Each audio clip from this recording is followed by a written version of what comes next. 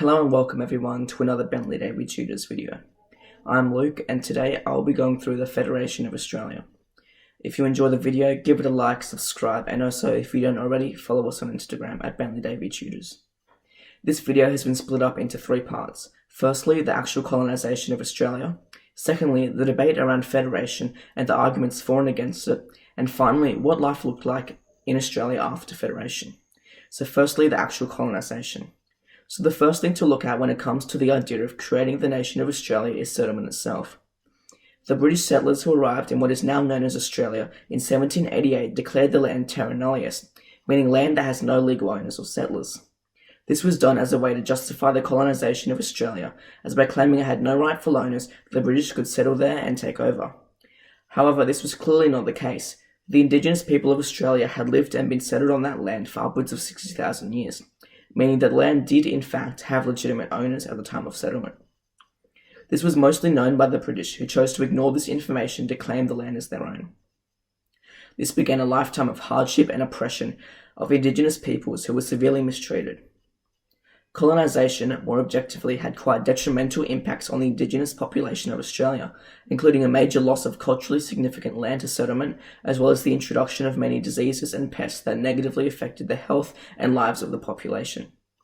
This included things such as smallpox and domesticated animals, like cats, that killed native wildlife. The indigenous peoples suffered heavily from colonisation, but the journey to create a nation goes on much further. Now onto the second section, which is the debate around Federation. In the 1880s and 90s, the debate around Federation began to emerge, with different views as to how the nation should continue to exist. There were many significant people involved in the process of Federation, in both advocacy for its introduction and helping in its physical manifestation.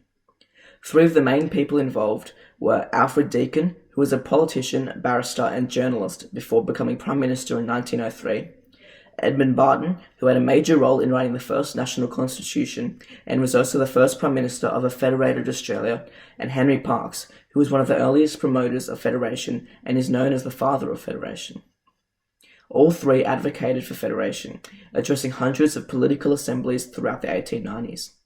However, in order to understand Federation, we need to look more deeply at the reasons for and against, and to look at that we first need a picture of the nation at the time. In 1890, the colonies were everything. Each state had its own government, military, population, transport, taxes, culture, and the list keeps going. Whilst this system was good, it was very impractical for many reasons, most of which revolved around connecting with other colonies.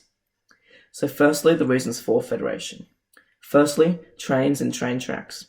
At the time, trains were one of the most used and heavily relied on forms of transport. It was important as it allowed people to travel, as well as carrying goods from one colony to another. However, before Federation, different colonies or states all had different sizes of train tracks. So if you wanted to cross the border of a state by train, you would have to switch train because of the different sizes and tracks. Also, if you were transporting cargo, you would have to unpack it from one train and pack it into another at the border. Federation would allow for standardized transport measures across the nation, majorly increasing convenience. Secondly, defence. Australia has a huge coastline, and at the time, issues and tensions around border defence were very high. With each state having its own small border and defence force, it would be very difficult to properly coordinate a defence of the landmass, which was another major reason for Federation. Thirdly, a strong national identity. As Australia was quite different from Britain, an individual Australian identity began to form, and through Federation, Australia could further cement that idea of being its own country. Fourthly, taxes and trade. Each state had its own laws in regards to trade and taxes, and so it was increasingly hard to hold trade between different colonies. Federation would have allowed for unified free trade, which provided many benefits to each colony. And finally, the White Australia policy. The White Australia policy was a harshly discriminatory piece of legislation designed to limit and highly restrict non-white immigration to Australia. The policy was one of the first pieces of legislation to be passed by the new government, and it was well received by the public. Australia saw itself as a nation that was there for the working man. It was designed to provide equal rights and freedoms to desired citizens, these mainly being white, fit British working men.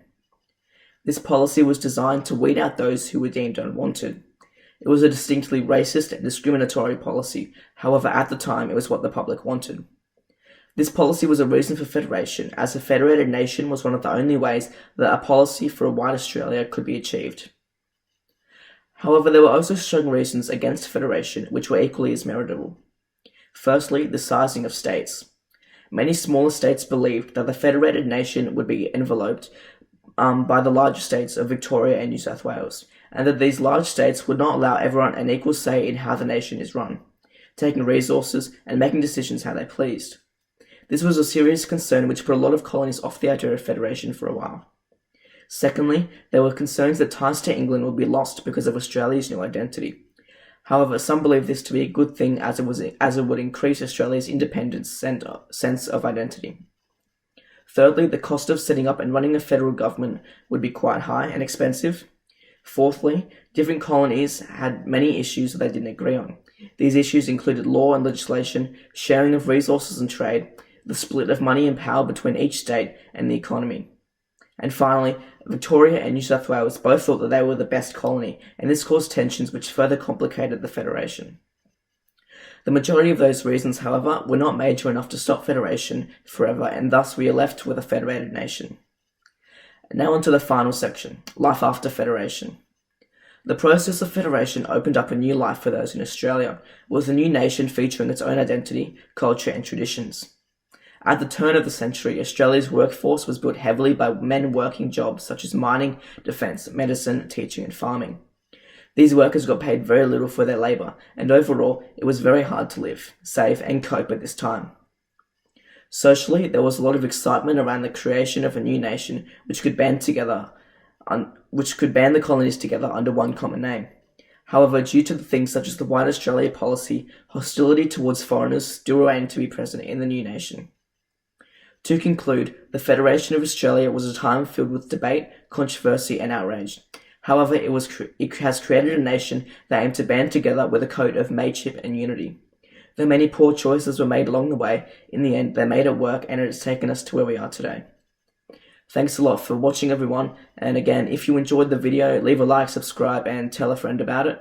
And again, you can also follow us on our Instagram and send us a DM if you have any questions about subjects while you're studying for any of those upcoming exams. Either Jeremy or I will respond as soon as we can. Also keep out an eye for some of more videos coming throughout the next few weeks. Thank you.